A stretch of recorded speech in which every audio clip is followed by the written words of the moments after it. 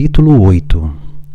Não podendo, porém, sofrer os louvores dos homens e a reverência que toda a corte romana lhe fazia, ao fim de 5 dias, pediu licença ao Papa para voltar à sua pobre casa, como fez, de onde enviou alguns religiosos ao Papa para que habitassem no mosteiro que Sua Santidade havia preparado no lugar das 3 fontes, que é onde Paulo foi decapitado, e hoje em dia tem o título de São Vicente e Anastácio.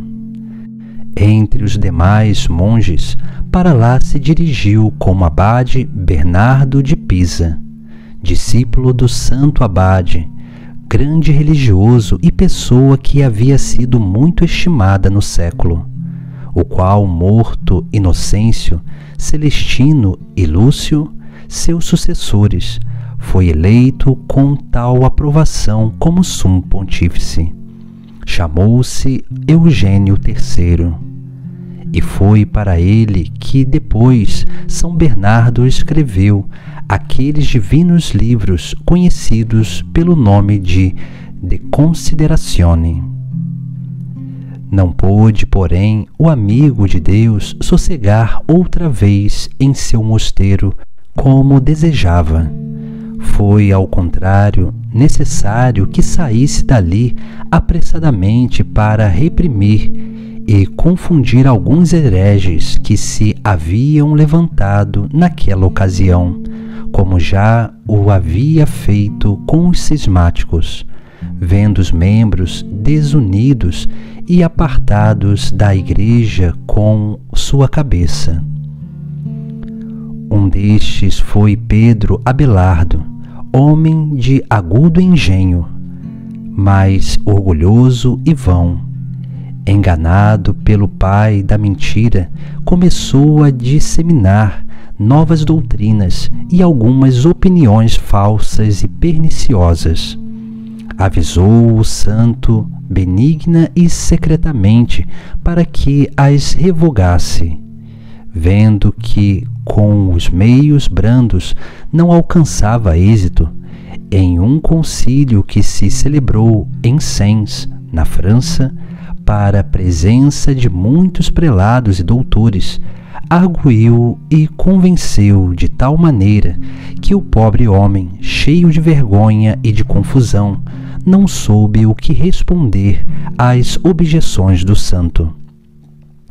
Também teve outro encontro com Gilberto Porretano, bispo de Poitiers, homem muito versado nas letras divinas, mas temerário e arrogante, o qual, com mais sutileza que verdade, ensinava nova doutrina no mistério da Santíssima Trindade.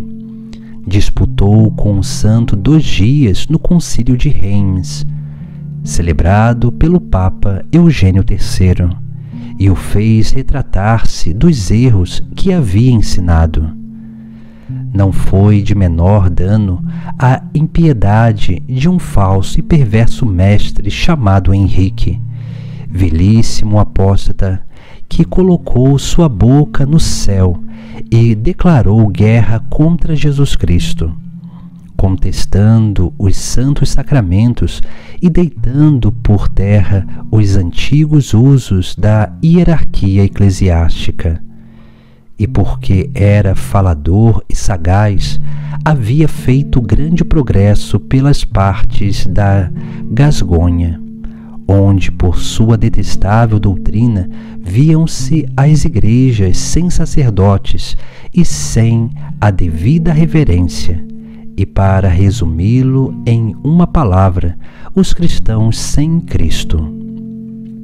Enviou o Papa um legado para remediar tão graves danos, o qual passou por Claraval, levando consigo a São Bernardo, que foi recebido com incrível devoção por todos aqueles povoados.